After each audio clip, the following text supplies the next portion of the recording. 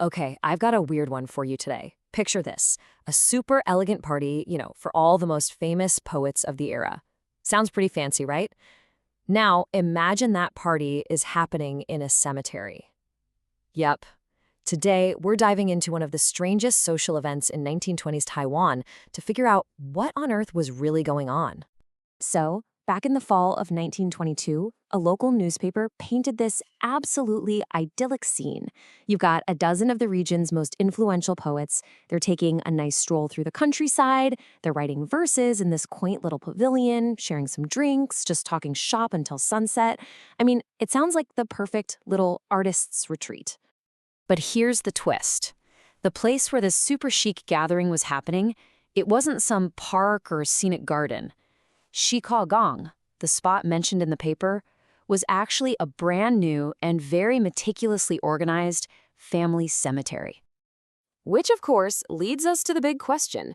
Why in the world would you host a poetry party in a cemetery? It just sounds bizarre, right? Maybe even a little creepy. But the real reason behind it was actually an act of pure strategic genius. To really solve this mystery, we've got to rewind the clock to early 20th century Taiwan.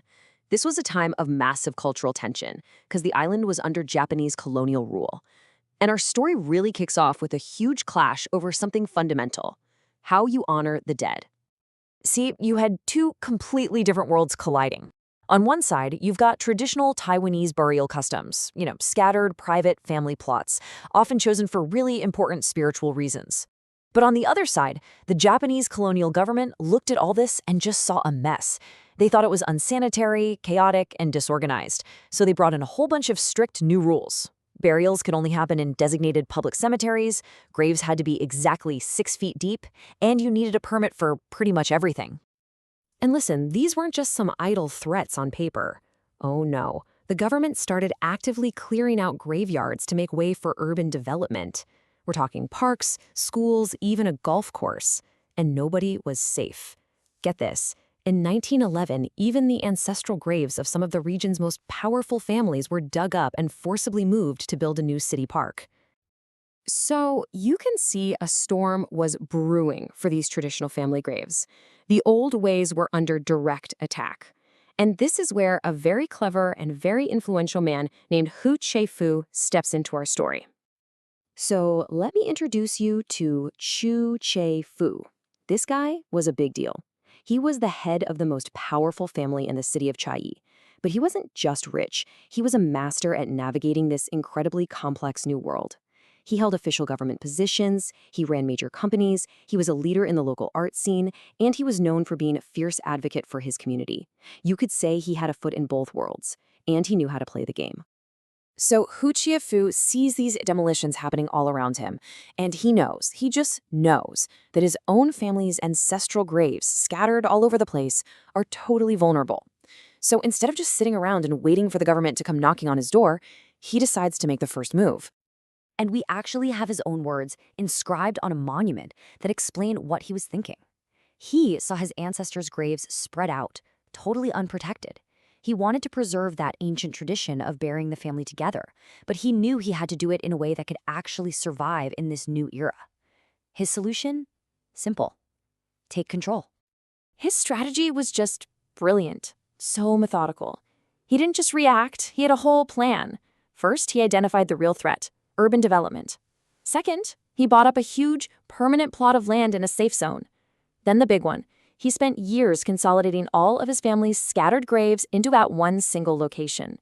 And finally, and this is the genius part, he designed the new cemetery to be modern and orderly, the exact opposite of what the colonial government was always complaining about.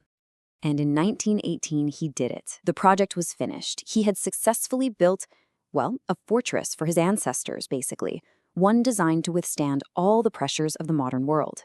It was a private, permanent monument to his family's entire legacy. Okay, but building the fortress, that was only step one. Next, Hsu needed to unveil this thing to the world and, secure its place in everyone's mind. And that brings us right back to that very strange poetry party in 1922. So what was this party really all about? Well, it was a masterstroke of public relations. The official reason was to celebrate a new monument for his ancestors, but the real purpose was so much more strategic. By inviting the cultural elite, the biggest influencers of his day, he was showing off his family's power, their tastes, their sophistication.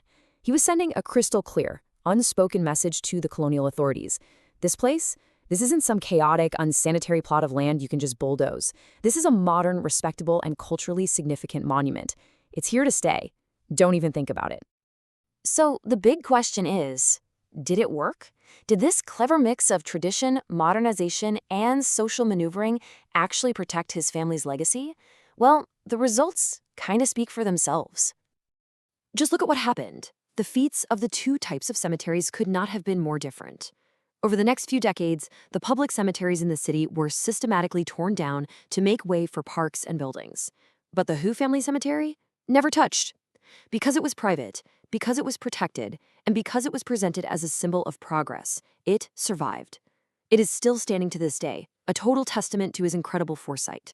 So, in the end, that cemetery poetry party wasn't morbid or strange at all. It was a calculated, brilliant move in a very high-stakes scheme of cultural survival. It was a powerful act of preservation, all disguised as a friendly social gathering, a way to protect the past by completely mastering the rules of the present. It really makes you wonder, doesn't it, what modern-day ribbon cuttings or galas or fancy festivals are secretly playing a much deeper, more strategic game. What hidden messages about power and legacy and survival are being sent right out in the open, disguised as just another party? Something to think about.